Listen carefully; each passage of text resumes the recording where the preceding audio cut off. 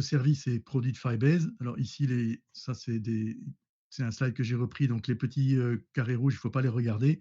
Les produits et les services de Firebase se séparent en deux parties. Il y a toute une partie qui est faite pour builder, pour développer des applications, d'accord, tout un ensemble de services. Aujourd'hui, on va en regarder deux et peut-être trois si on a le temps, mais on a déjà pris du retard. Principalement, on va regarder la base de données NoSQL Firestore et le service d'authentication. Et à côté de ça, il y a des services qui vous permettent de monitorer, de suivre votre application une fois qu'elle est déployée et une fois qu'elle run. OK. Alors, comme je le disais, Firebase, c'est la plateforme de Google et c'est une plateforme qui est serverless, c'est-à-dire que tous les services de Firebase sont hébergés dans le cloud. Ce sont des composants back-end, d'accord? C'est pas dans l'application, c'est dans le cloud, comme si c'était sur un serveur. C'est d'ailleurs sur des serveurs, mais qui sont des serveurs dans les data centers de Google. Et ces services-là, donc, ils sont complètement en mode serverless. Ça veut dire que vous n'avez pas à vous occuper de l'administration des serveurs, de vous occuper de régler le CPU, le RAM, etc. Tous ces services sont faits pour marcher à la demande et être scalable en permanence. Quel que soit le nombre de personnes qui se connectent, ils seront toujours scalable et ils répondront toujours avec les mêmes temps de réponse. Mais ce n'est pas que des services dans le cloud, c'est aussi des SDK qui vont nous permettre de développer, d'intégrer dans nos applications tout le code pour pouvoir interagir directement avec ces services back-end.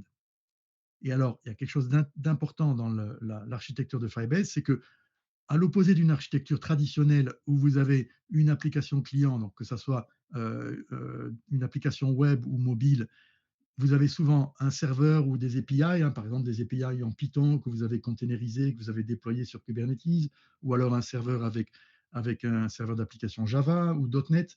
Eh bien, et ce serveur ou ces API, elles vont communiquer avec une base de données et un système de fichiers. Avec Firebase, on interagit directement de son application avec les services qui sont dans le cloud. Et ces services, on interagit en utilisant les SDK. OK? Alors, le premier service qu'on va regarder bien en détail, c'est la base de données Cloud Firestore. C'est une base de données NoSQL en temps réel. Donc, c'est une base de données, et on va vraiment le voir en travaillant avec, qui est basée sous le concept de document et de collection de documents. Donc, un document, ça correspond à un record, et une collection, ça correspond plus ou moins à une table. D'accord? Si on veut faire l'analogie avec le monde SQL. Les données simples des données simples sont faciles à stocker dans des documents qui sont très similaires à du JSON. Okay, et comme vous le voyez sur la droite, on va pouvoir, dans une collection, stocker un nombre infini de documents. Et pour des documents qui sont dans la même collection, on peut très bien avoir des champs qui sont différents. Donc, on n'a pas un data model strict comme on peut avoir avec du SQL. Ici, on est complètement libre de déclarer les champs qu'on veut dans un document et on peut avoir plusieurs documents, des documents de plusieurs types avec des champs de plusieurs types et des champs différents dans une même collection. Ce qui est intéressant de savoir, c'est on a également le concept de sous-collection, c'est-à-dire que sous un certain document, sous ce document-là, on peut avoir une sous-collection dans laquelle on pourra avoir d'autres documents. Ça, c'est intéressant pour un peu organiser les données de manière avec des relations parent-enfant et de manière que ça soit assez clair quand on regarde à travers la console, quand on regarde les documents. D'un point de vue développement, ça change strictement rien. Interagir avec un document dans une collection ou interagir avec un document dans une sous-collection, c'est exactement pareil. Okay, et donc, on peut avoir évidemment plusieurs collections dans la base de données. On reviendra à l'authentication. Ce que je vous propose maintenant, directement, alors d'abord, la première chose que je vais faire, je vais partager dans le chat ici l'adresse de mon repo GitHub sur laquelle vous allez trouver les. Hop là, je vais envoyer ici. Vous allez trouver les différentes pages qu'on va utiliser. Mais avant qu'on fasse ça, je vous invite tous à aller sur Firebase. Donc, vous tapez firebase.com. Donc, vous allez tomber ici. On va enlever ça. Vous allez tomber sur firebase.com. Et ici, vous allez aller en haut à droite sur Go to Console. Je vais également éteindre ma caméra, hein, ça sera plus facile, comme ça, parce que j'arrête pas de naviguer point à l'autre et puis ce que je veux, c'est que vous suiviez l'écran et pas nécessairement, ma tête.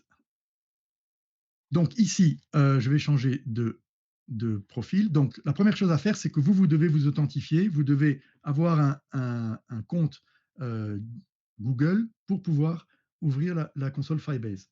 Donc si jamais quelqu'un a un problème pour ça, dites-le moi, mettez-le dans le chat et on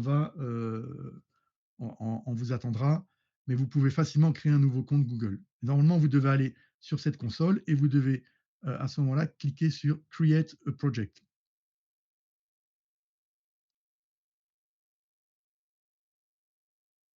Si quelqu'un n'arrive pas, n'est pas cette étape-là, levez la main en utilisant les émoticônes de l'écran. Et sinon, n'hésitez pas à m'interrompre. Hein, vous enlevez, si vous êtes en mute, vous démutez, vous dites à votre micro, Renaud, attends, ça, j'ai pas compris, ou etc. Alors, on va rentrer, on va créer un nouveau projet, d'accord? Un nouveau projet Firebase. Ici, je vais mettre euh, workshop, workshop 8, par exemple. Et je vais décocher ici et je vais dire continue. Ici, je vais enlever Gemini, je fais continue. J'enlève ici tout ce qui est analytics et je fais créer le projet.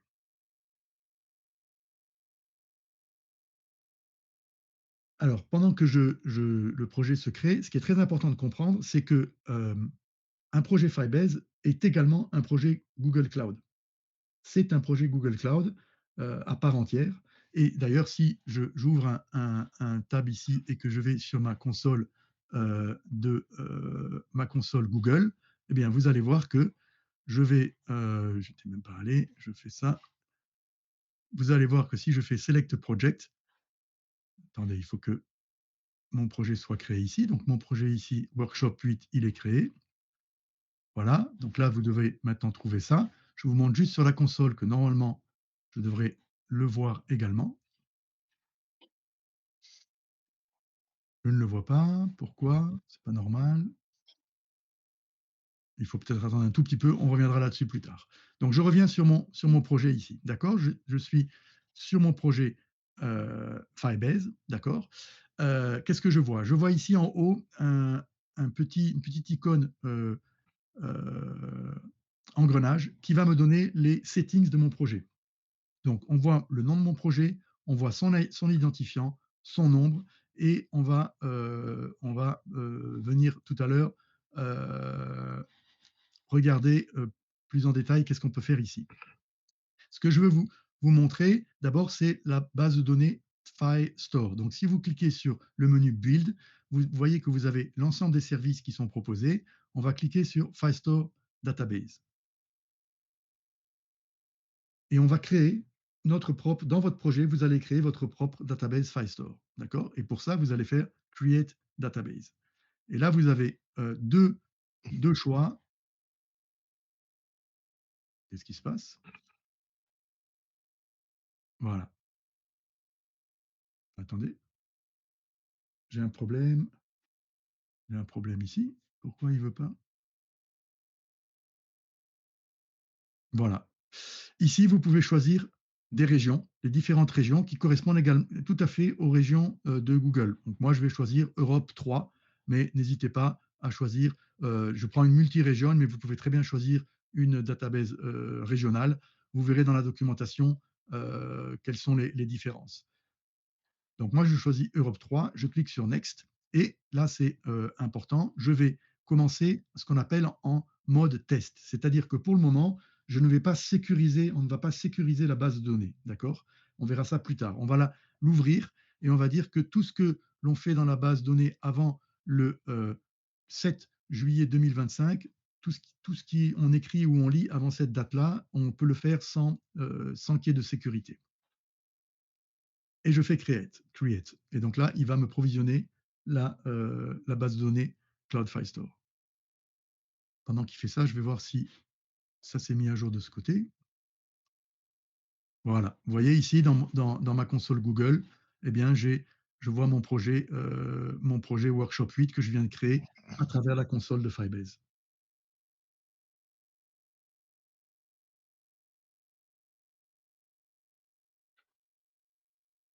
Donc, ma base de données est créée. Je vois en fait la console de Firestore qui va me permettre de créer et surtout de créer et de lire des données. Donc, je vais commencer par une collection que je vais appeler par exemple col 1. Et qu'est-ce qui se dans cette collection, on me demande tout de suite pour la créer, de mettre un document. Donc, je vais créer un document. Un document est toujours constitué d'un identifiant unique au sein de la collection.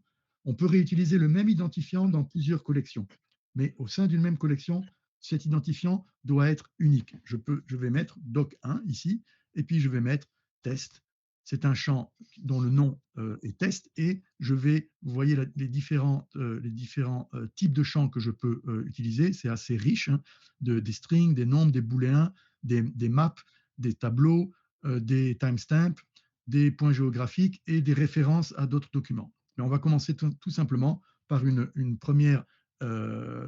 premier champ qui s'appelle hello, qui s'appelle string, pardon, et qui a la valeur hello. Et quand je fais ça, j'ai l'impression qu'il y a des problèmes de connexion. C'est la première fois que je vois ce genre de choses. Donc, une fois que j'ai appuyé sur créer, eh bien, dans ma collection qui s'appelle collection 1, j'ai un document 1 et qui a un champ qui s'appelle test hello. C'est bon pour tout le monde? Est-ce que vous êtes au même niveau? Oui. OK, impeccable. Donc ici, si je Ah, veux, je peux on est pardon, poussé en bas. il y a un pouce en bas?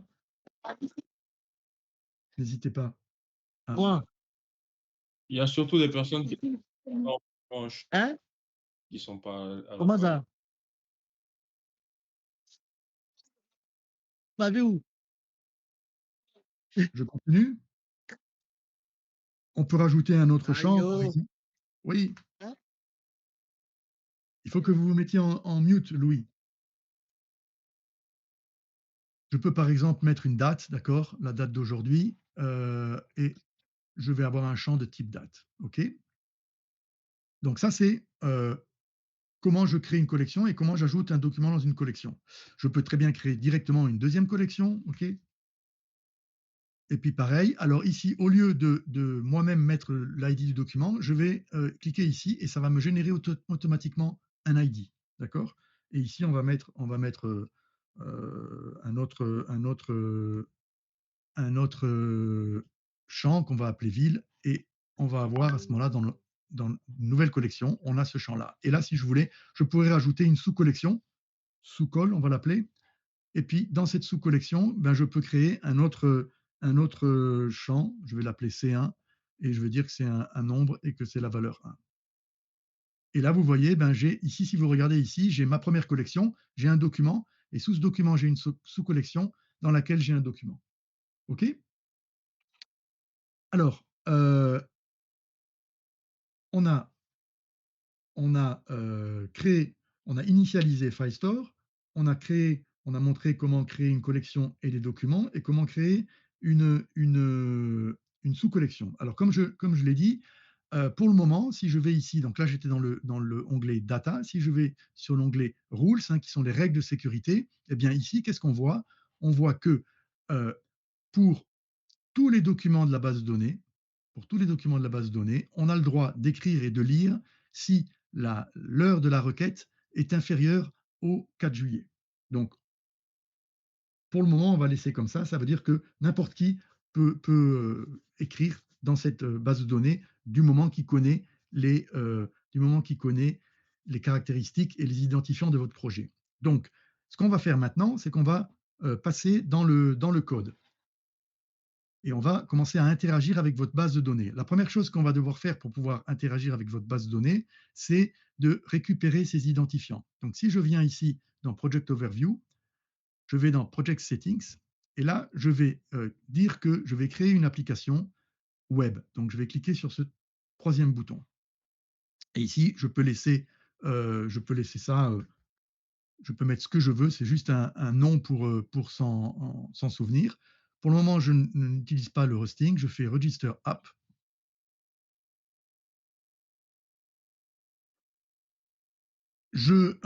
Et là, qu'est-ce que je vois? Je vois que j'ai ici toute la configuration de ma base de données Firebase.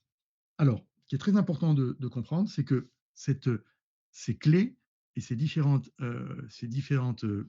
valeurs ne sont pas, peuvent être très bien partagées avec tout le monde.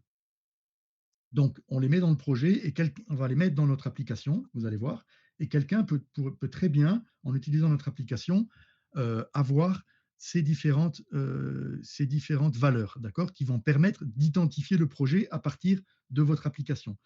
Et c'est tout à fait normal que tout un chacun puisse regarder et comment dire, obtenir ces informations. Ce qui est important, c'est que vous, de votre côté, dans les différents services Firebase, comme par exemple la database, vous sécurisiez vos données uniquement pour les utilisateurs qui ont le droit d'interagir avec votre base de données. Et c'est pareil pour tous les services.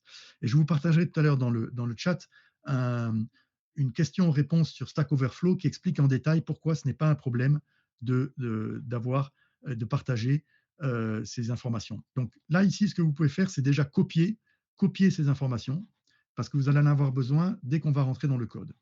Et puis, vous cliquez sur Continue to the console. OK? Alors maintenant, ce qu'on va faire, on va passer sur Visual Code. Donc moi, je vais utiliser Visual Code pour développer. Donc si vous allez dans le repo, ce que vous allez trouver, c'est cette première page. Et je vais maintenant un peu, un peu augmenter la taille. Et on va regarder ensemble cette première page. Qu'est-ce que va faire cette première page? On va interagir à partir de cette page web, on va interagir avec notre application. Donc, si vous l'avez téléchargé à partir du repo, vous devriez être au même niveau que moi.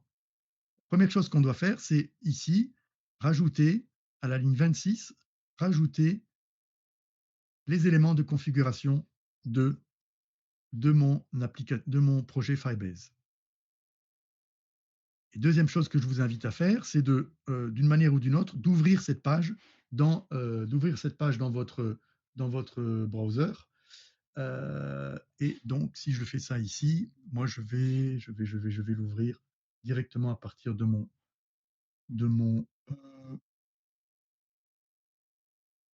directement à partir de,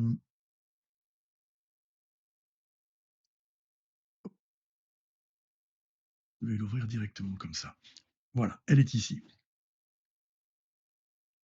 OK. Qu'est-ce que me montre cette page? Pour le moment, elle me montre deux boutons. Qu'est-ce qu'on va faire? On va faire une petite application de livre, de bibliothèque, hein, pour dire les choses très simplement. On va avoir une collection qui va s'appeler Books. Et dans cette collection, on va au fur et à mesure rajouter des livres et on va regarder comment on interagit avec la base de données et comment on peut créer des enregistrements, les lire, les trier, etc., etc. Donc, qu'est-ce qu'on doit faire pour faire ça? Donc, c'est du code JavaScript très très simple, hein. L'idée ici, c'est pas d'apprendre de l'HTML et du JavaScript. Normalement, vous devriez plutôt utiliser un framework comme Angular, comme Vue.js ou comme React pour développer votre application web. Ici, l'idée, c'est pas de se concentrer sur le code HTML, JavaScript. C'est pour ça que je vous donne déjà les squelettes des différentes pages. C'est de vraiment regarder la partie qui correspond à Firebase. Okay, donc là, qu'est-ce qu'on doit d'abord faire? On doit importer les modules Firebase nécessaires. On va d'abord importer le module Initialize App pour pouvoir initialiser notre application à partir de notre page web et Get Firestore qui va nous permettre d'interagir avec Firebase, avec Firestore, pardon.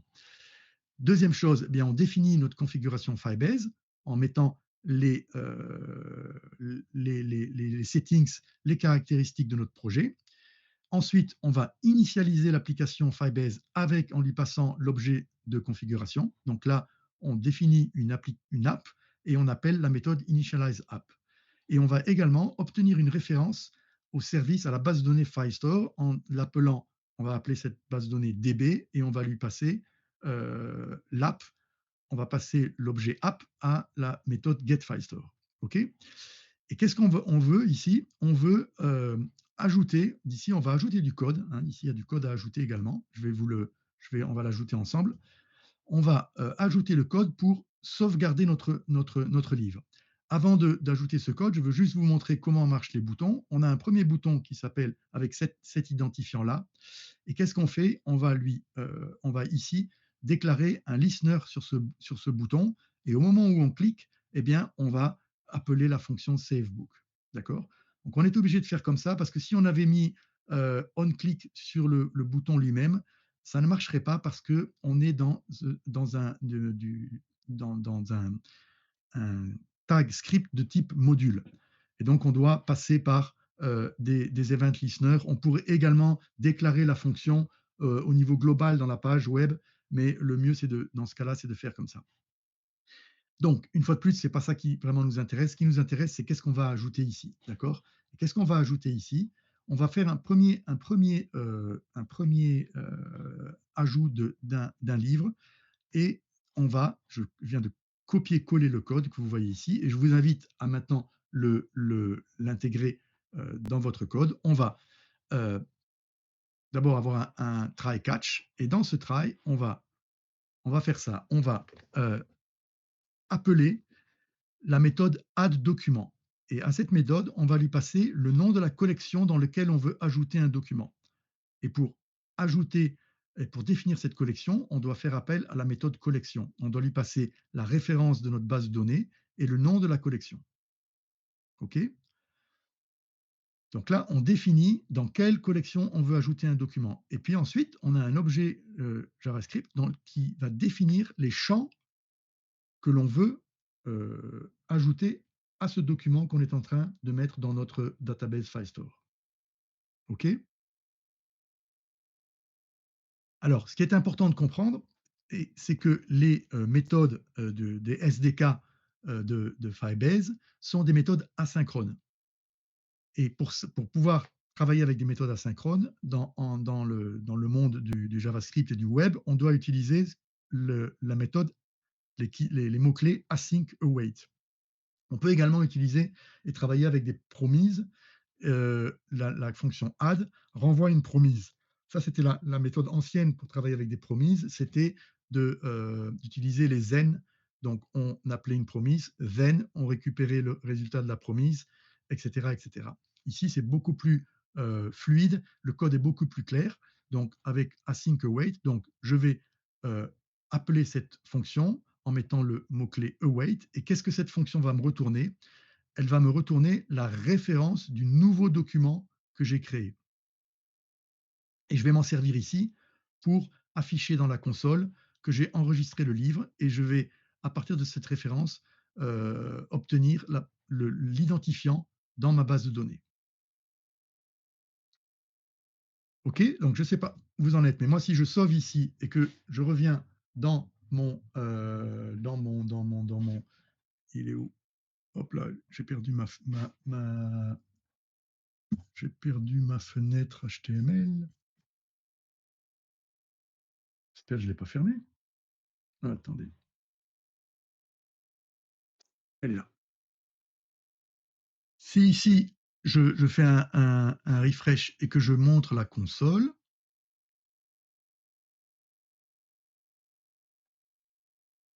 si ici je fais ajouter un livre, j'ai une erreur. Pourquoi j'ai une erreur? C'est parce que si je regarde cette erreur, ça me dit que add-doc n'est pas defined. Donc, qu'est-ce que je dois faire? C'est pour vous montrer que ici, j'ai appelé la méthode add-doc et j'appelle d'ailleurs également la méthode collection. Qu'est-ce que je dois faire? Je dois rajouter ici ces deux méthodes parce que je suis dans une librairie qui utilise ce qu'on appelle le tree shaking, c'est-à-dire que au lieu de euh, déclarer dans votre page web ou dans votre projet Angular ou Vue.js l'ensemble du SDK et toutes les méthodes du SDK, on va déclarer uniquement celles dont on a besoin. Okay, et ça va permettre d'avoir quand on va faire notre build de notre projet, eh bien d'avoir un volume des fichiers JavaScript qui est le plus petit possible. Donc, si maintenant je rajoute add doc et collection, d'accord, et que je reviens sur ma page ici et que je fais ajouter un livre, eh bien, j'ai fait une bêtise. Ah non, il faut que je fasse un refresh, pardon, de mon côté. Et là, ça me dit que le livre est enregistré avec cet identifiant-là. Si je viens sur ma console, c'est pas celle-ci, elle est où? Elle est là. Si je reviens sur ma console de Firestore, pas extension, c'est Firestore d'ailleurs, elle est là. Eh bien, vous voyez que j'ai une nouvelle collection qui s'appelle Books, qui a été créée automatiquement, que j'ai un document qui a l'ID qu'on a vu ici, hein, qu'on a vu dans ma page web. Elle est où? Elle est là. C'est le 65 IW, etc. Donc ça, je vais le rajouter. Hop là, je vais le mettre ici. 65 IW. Et j'ai bien les deux champs que j'avais définis. OK? Est-ce que tout le monde est au même niveau? OK, perfect. On va continuer. On va continuer. Je vais vous montrer une deuxième manière d'ajouter un document. C'est ici, donc ce qu'on a fait ici, c'est qu'on a utilisé la méthode add document. Et d'ailleurs, je vous montrerai la documentation après. Qu'est-ce que ça fait? Ça ajoute un document et ça demande à Firestore de générer automatiquement l'identifiant. C'est pour ça que j'ai cet identifiant, hein, qui est une chaîne de caractères qui a été générée automatiquement. Mais vous pouvez très bien créer vous-même comment dire, un document dans Firestore avec l'identifiant que vous désirez. Et là, c'est le code que je vais coller ici, qui est assez similaire, plus ou moins. C'est que d'abord, ben, j'utilise await et j'appelle la méthode setDocument, setDoc. Et à cette méthode, je ne dois pas lui passer une collection, je dois lui passer un document. D'accord? Vous voyez la différence. Ici, j'ai fait addDoc dans une collection, mais par contre, ici, je fais setDoc et je passe un document et je définis ce document en disant c'est un document qui est dans la collection Books et son identifiant va être livre 2. Et là, je passe un autre titre et un autre auteur de roman. OK? Alors, vous allez me dire, Renaud, il faut que tu ajoutes ces deux méthodes en haut. Parce que si je fais ça comme ça, si je fais comme ça, ben ça va générer une erreur. Donc, je vais rajouter setDoc et je vais le mettre avant d'ailleurs, ça fait plus de sens. Je vais mettre doc et setDoc. Je vous laisse quelques secondes pour faire la même chose. Donc, vous devez rajouter les méthodes doc et setDoc ici.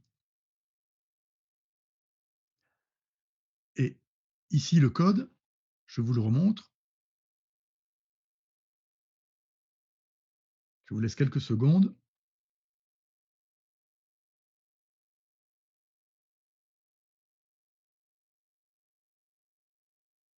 Si je fais un refresh de ma page, je fais ajouter un autre livre. Il me dit livre enregistré. Et si je viens sur ma collection, vous voyez, j'ai mon deuxième livre avec l'ID que moi j'ai choisi et avec toujours les deux champs que j'ai passés dans ma méthode setDoc. OK? Alors, euh, je vais en profiter. On va un peu regarder là. Je reviendrai là-dessus plus tard. On va regarder. Donc ici, je suis dans la documentation de Firebase, hein, qui est, comme toutes les documentations Google, qui est très bien faite.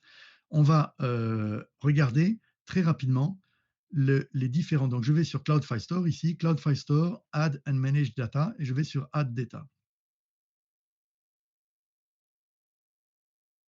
Ici, ça nous explique la même chose. On a initialisé Firestore, etc. Donc on a le set document, exactement ce que je viens de vous montrer, d'accord, avec on passe la collection et l'identifiant.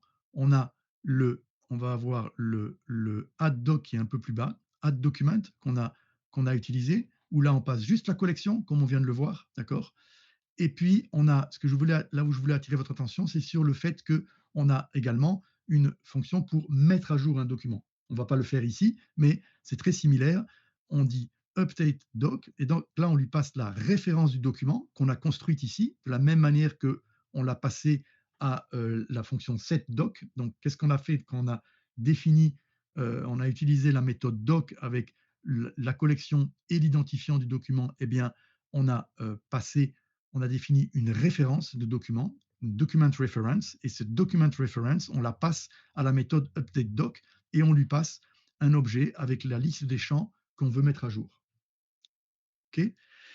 Il y a une autre manière de mettre à jour un document, c'est d'utiliser la méthode setDoc et de lui passer en troisième argument un objet dans lequel on met merge true. Quelle est la différence entre updateDoc et setDoc avec le merge? C'est que setDoc, si vous l'appelez avec le merge, vous l'appelez et sur un document qui n'existe pas, il va créer le document. Si vous l'appelez sur un document qui existe, avec l'option merge, il va modifier ce document. Tandis que si vous appelez la méthode updateDoc sur un document qui n'existe pas, vous aurez à ce moment-là une erreur. Il y a certains cas dans notre développement où on ne sait pas exactement si le document existe déjà ou pas, parce que par exemple, on n'a pas fait une query sur la base de données, et donc on utilise la méthode setDoc et on lui met merge true pour qu'elle couvre les cas de création et de mise à jour. OK. Je crois que c'est tout ce que je voulais montrer ici. C'est tout ce que je voulais montrer ici. Repassons sur le code. OK. Est-ce que tout le monde est bon? À ce moment-là, on va passer sur la page 2. Ce que je vais vous montrer sur la page 2, c'est comment on fait ça avec des champs plutôt que de le faire. Donc, je vous ai donné l'entièreté de la page 2. Donc là, vous pouvez directement l'ouvrir et regarder. Mais l'idée, c'est tout simplement que, en fait, au lieu si je vais sur la page 2 ici, au lieu de sauvegarder des livres avec des valeurs qui sont dans le JavaScript, eh bien, je peux tout à fait créer des nouveaux livres. Donc, par exemple, j'ai fait ici dans le README, je vous ai mis des livres si vous voulez, des exemples de livres. Eh bien, si je dis par exemple ça et je viens ici et que je dis que c'est le Matou de Yves Beauchemin, et je fais ajouter un livre. Là, il me dit quoi? Ah oui, c'est normal, je vais revenir. C'est normal, c'est normal. C'est que je n'ai pas rajouté ma configuration Firebase, puisque j'ai créé le projet avec vous, donc je ne la connaissais pas d'avance. Donc je reviens dans ma page numéro 1, je reprends ma config et je la mets dans la page numéro 2. Okay, et si maintenant je vais sur ma page ici, ben, je vais malheureusement devoir rafraîchir. Hop, je fais ça, je remets le titre, on va respecter l'auteur. Hop, et je fais ajouter un livre. Je viens ici. Eh bien, qu'est-ce que j'ai ici? J'ai mon nouveau livre qui est apparu. OK? Donc là, bah, c'est tout simplement, hein, si on regarde, c'est tout simplement du JavaScript dans lequel on a mis on a mis deux champs, d'accord? Et au lieu de hard-coder les valeurs qu'on passe à la méthode addDoc, eh bien, on va les chercher ici avec avec du JavaScript, d'accord? Et donc on les passe là, c'est vraiment des variables qu'on passe à la méthode addDoc. OK? Alors, on va passer maintenant à la page numéro 3. Je vais reprendre ma configuration. N'oubliez pas de faire ça à chaque fois, sinon vous aurez ben, des problèmes vous aurez l'erreur qui vous dira que le projet n'est pas connu. Alors ici, c'est une page qui va nous permettre une fois maintenant qu'on a créé des livres, ben, de pouvoir lire ces livres et de pouvoir les afficher dans notre page web. OK? Alors pour ça, je vous amène directement euh, à l'endroit où il faut rajouter du code. Donc, qu'est-ce qu'on a fait? On a un bouton qui va, au moment où on le clique, appeler cette méthode qui s'appelle fetchBook. Alors, je vais vous coller maintenant directement le code. Alors, il est un tout petit peu plus long, mais vous allez voir, c'est quand même assez simple. Je vais vous l'expliquer tranquillement et je vais vous laisser le temps de le copier. Peut-être même que ce que je peux faire, c'est faire un push ici. Comme ça, vous allez pouvoir le copier-coller. Hop là. Si vous voulez, vous pouvez aller dans le repo et le coller. Et le copier, pardon. Qu'est-ce qu'on va faire? On va appeler la méthode getDocs. Donc, je veux des documents de ma base de données Firebase. GetDocs. OK? Et qu'est-ce qu'on passe à cette méthode? Ben, comme vous l'imaginez, on va passer une collection. Donc, on dit ici qu'on veut récupérer tous les documents de la collection Books. Et comme toujours, c'est une méthode qui est asynchrone, donc on a toujours async await, et cette méthode, elle va retourner ce qu'on appelle un query snapshot. C'est un ensemble de snapshots des documents, et chaque snapshot va contenir les données du document. OK. Ici, ça c'est tout simplement du JavaScript qui va prendre l'élément table. Donc j'ai déclaré, il y a une nouvelle table hein, dans ce code-là. Il y a une table qui est en dessous de mes boutons. Vous voyez une table avec deux colonnes toutes simples, hein, un titre et un auteur. Et qu'est-ce qu'on va faire en fait? On va alimenter cette table avec du code JavaScript vraiment tout bête, hein, vraiment le truc le plus simpliste. Évidemment, dans une application réelle, on utiliserait des méthodes beaucoup plus modernes. Euh, Est-ce que là où je veux me concentrer, c'est sur Firebase. Donc, on reçoit un query snapshot et ce query snapshot, on peut appeler la méthode for each qui, comme vous vous en doutez, va faire une boucle sur le query snapshot et va passer à travers chaque document snapshot du query snapshot. Et pour chaque document, elle va définir cette méthode, cette fonction anonyme ici, va définir deux choses, deux variables. Elle va définir un book et elle va définir la variable book qui va contenir toutes les données du livre, telles toutes les données de l'enregistrement FileStore, d'accord? Donc l'auteur et le titre du livre. Et elle va créer une row avec ces informations. Vous voyez, elle appelle la propriété title de book et la propriété author. Et elle écrit de l'HTML. Ça, c'est une table, c'est une ligne dans la table en question. Et elle ajoute cette table sur la table book stable body.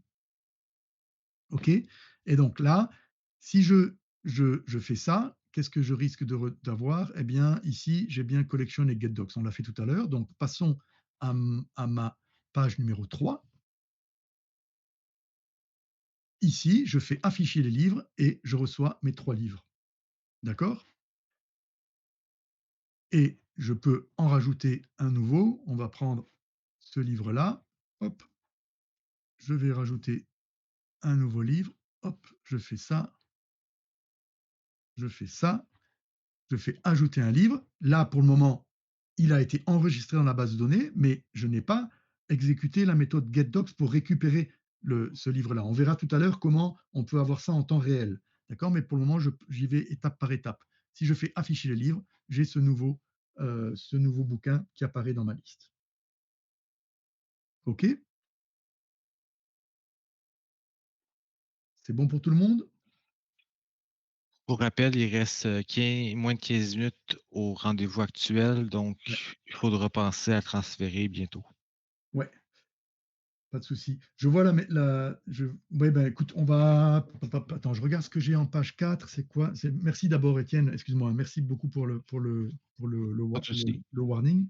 Euh, Avant de passer à la page 4, je pense qu'on a le temps. Comment vous voulez faire? Elfried, tu relanceras un. Ben, j'ai mis un lien, il m'a demandé un lien qui expire pas, fait que je l'ai mis dans le Ah, chat. super. Fait que Très si bien. le monde veut le cliquer dans le chat quand ils seront prêts pour y aller, il est ouvert, disponible pour tous. OK. Exactement. Merci, Étienne. Pas de souci. Bah, Je fais un autre mail à la mail liste sur BV à ceux qui ne sont peut-être pas là et qui verront le mail aussi. Ben, dans le mail, t'as mis, salut et Ryan. Euh, dans le mail, par exemple, tu as mis le même lien. Tu as mis le même meet. Non, non, je dis tout de suite, je veux le faire tout de suite. Ça, c'était Ah, vraiment ok. parce qu'il y en a qui se sont plaints, il y en a qui m'ont fait les mails disant qu'ils n'ont pas reçu de mail en fait. Donc, du coup, j'ai donc, l'impression que je ne pouvais envoyer des mails que à Ok. ceux qui sont abonnés Ah, à ah. notre aïe, GDG. J'ai l'impression que c'est comme aïe, ça aïe, que ça marche. aïe, aïe, aïe. Bon. Tu voulais qu'on passe sur Je l'autre? vais muter. On passe sur l'autre alors ou quoi? On passe sur l'autre. Disons dans environ 5 minutes, je crois que j'aurai envoyé le mail déjà. Tu vas envoyer le mail ou tu l'as envoyé? Je vais envoyer. Ok, Je viens de ok, te l'envoyer par mail déjà à toi, Renaud, et à Leandro aussi. Bon, Kwasi, je crois que comme Kwasi est dans comme lui est dans le chat, je pense que il a pu voir aussi ok, le mail, le lien en fait. Je pense que tu regardes dans le chat, tu verras le lien. Maintenant, ceux qui n'y sont pas encore, c'est pour ça que je vais faire un autre mail. ok. Euh, Ben, toc toc, 5 minutes, 5 minutes. Hem, Bon, disons ceci, dès OK. que j'envoie, je t'informe et là, je pense que tu OK, pourras OK. switcher. Alors, juste pour inf OK, on fait comme ça, tu me dis. Juste pour info, Ryan, je crois que Ryan nous a quittés, mais il a mis dans le chat que j'avais poussé mes identifiants sur GitHub. Oui, effectivement, et comme je l'ai dit, c'est pas un problème, en fait. C'est pas du tout un problème de pousser ces identifiants. Ben, pendant ce temps, de mon côté, aller chercher le je vais vous chercher la la la Pour info, question-réponse. j'ai déjà 2 personnes qui sont transférées sur l'autre Allez, on passe Meet. sur l'autre alors, on passe sur l'autre. Parfait.